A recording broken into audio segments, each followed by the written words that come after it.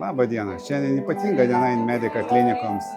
Atidaroma nauja klinika Marijampolėje, kurioje suėjo dvi prieš tai buvusios klinikos ir klinika tapo didesnė, patrauklesnė, teikianti žymiai daugiau paslaugų ir tuo mes didžiuojamės, galėdami savo lojaliems pacientams suteikti dar daugiau paslaugų, kokybiškų.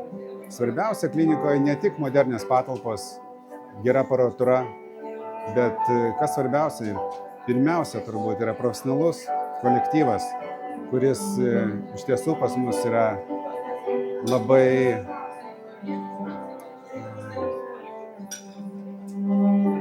suteikiantis, gal daugiau pasakyčiau, saugumo. Pacientai atėję jaučiasi saugus, rūpestingas ir kas be ko kvalifikuotas.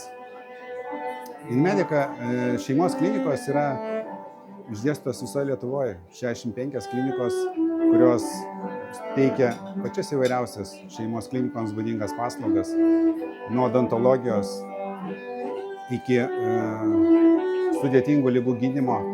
Tačiau šitoj Marijampolės klinikoje, kas nebuvo anksčiau, atsidarė magnetinio rezonanso paslauga, kuri labai reikalinga Marijampolės gyventojams, Marijampolės ir apskrities gyventojams.